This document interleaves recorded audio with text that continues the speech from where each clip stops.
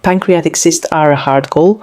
IPMN versus mucinous cystic neoplasm versus serous cystadenoma versus pseudocyst, and the malignancy risk varies across all of them. Most of us hedge in the impression. A paper out of MPJ Digital Medicine last fall might actually change that. UN and colleagues built a multi-center AI model called PCN AI. Let's walk through it. Quick background on why this matters. PCN diagnosis on CT is bad. Inter-observer agreement for mural nodules is around 62%.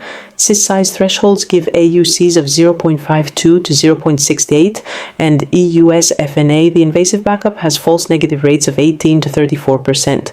So we're working with imperfect tools on a high-stakes question.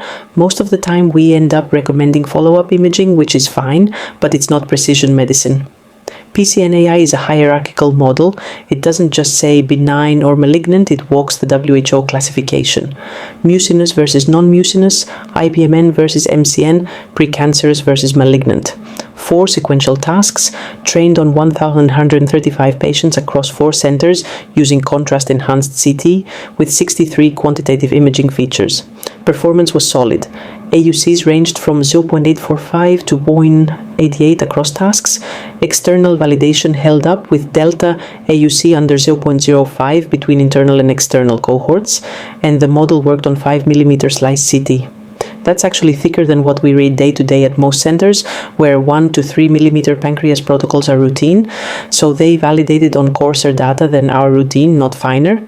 The multi-reader study showed radiologist accuracy went from 0.786 to 0.845 AUC with AI assist. Interpretation time dropped 24%.